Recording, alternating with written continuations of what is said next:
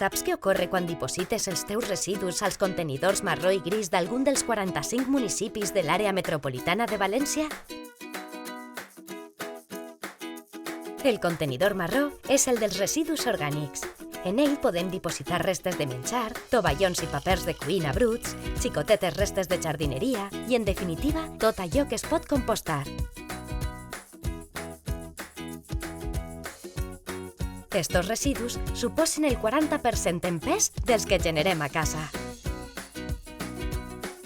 Quan diposites els teus residus orgànics al contenidor marró, el camió de recollida de residus del teu municipi passa a recollir-los. Eixa mateixa nit els trasllada a les plantes de l'Emtre a Hornillos i a Manises.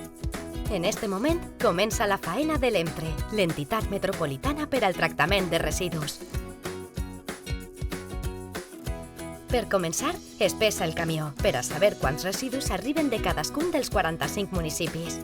Després, la bossa entra a la planta i se separa allò que es pot compostar d'allò que no, mitjançant processos mecànics amb les últimes tecnologies.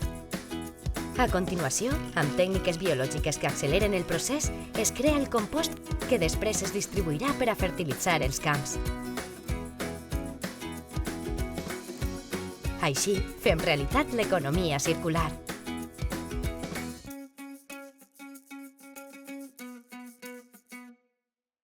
El contenidor gris o de resta hauria de ser cada vegada menys utilitzat, ja que només s'han de dipositar aquells residus que no es poden reciclar ni valoritzar.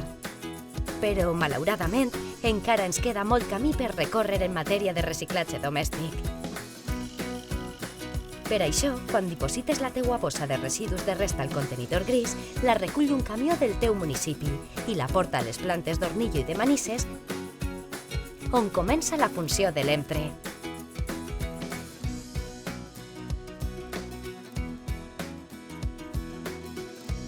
També es pesa les bàscules per a saber quants residus genera cada municipi. Una vegada a la planta, s'obri la bossa i mitjançant processos mecànics d'última tecnologia, tròmels, separadors òptics i balístics, entre altres, es recupera tot allò que és reciclable i que no s'ha separat correctament a casa. Així, es generen els subproductes, restes de llaunes, d'envasos, de paper i cartó, de plàstics, que es subasten i són adquirits per recicladores, que els donaran una nova vida com a matèries primeres per a fabricar nous productes reciclats. La resta o rebuig que no es pot valoritzar es diposita en un abocador autoritzat. Esta gestió de residus es finança mitjançant la taxa Tamer. Per això, com menys residus vagin al contenidor gris, més econòmica resulta esta gestió i, per tant, la taxa.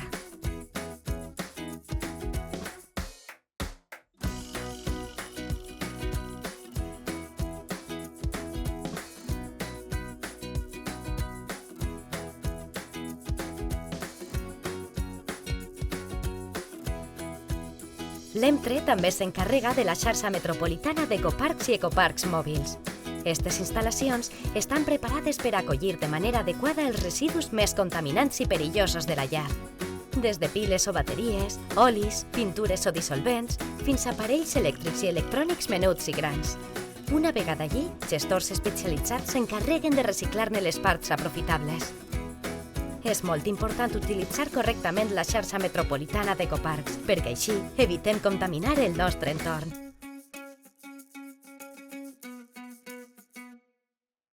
Tot tan senzill i tan complex alhora.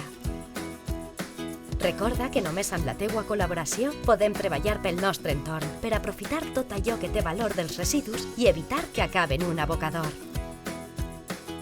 Entre tots, fem un planeta més sostenible.